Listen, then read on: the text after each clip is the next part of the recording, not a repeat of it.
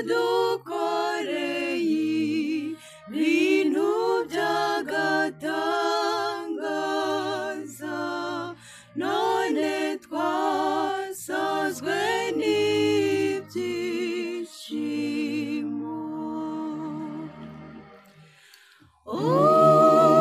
Uhoraho yadukoreye ibintu by'agatangaza, none twasazwe n'ibyishimo. Igihe Uhoraho agaruye Siyoni, abari barajyanywe bunyago, twabanje kugira ngo turi mu nzozi, ubwo umunwa wacu wuzura ibitwenge, n'ururimi rwacu rutera indirimbo z'ibyishimo.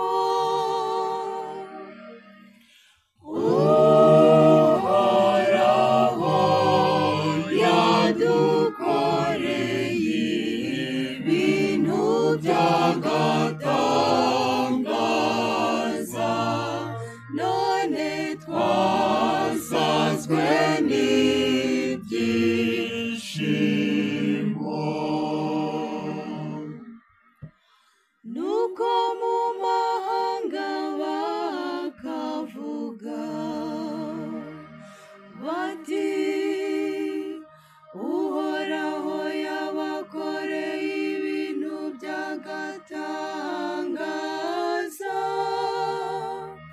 koko Uhoraho yadukoreye ibintu by'agatangaza, niyo mpamvu twasazwe n'ibyishimo.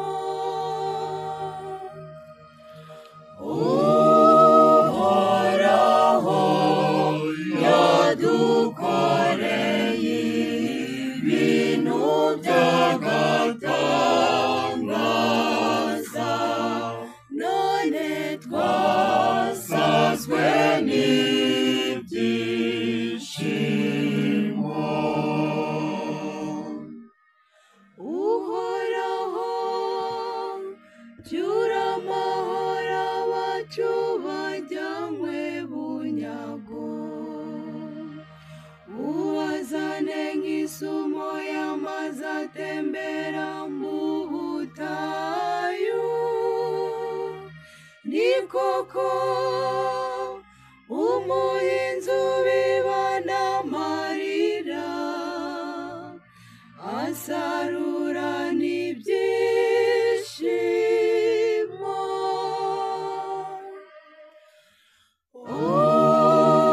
Uhoraho yadukoreye ibintu by'agatangaza, none twasazwe n'ibyishimo.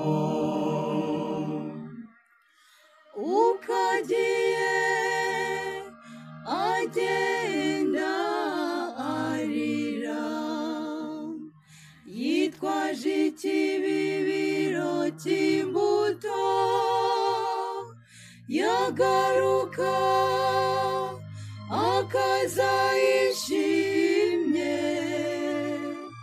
yikoreye imiba y'umusaruro.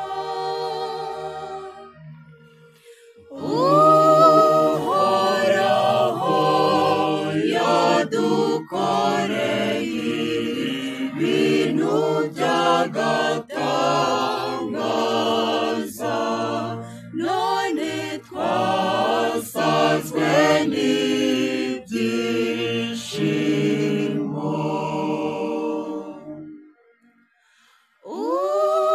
Uhoraho yadukoreye ibintu by'agatangaza, none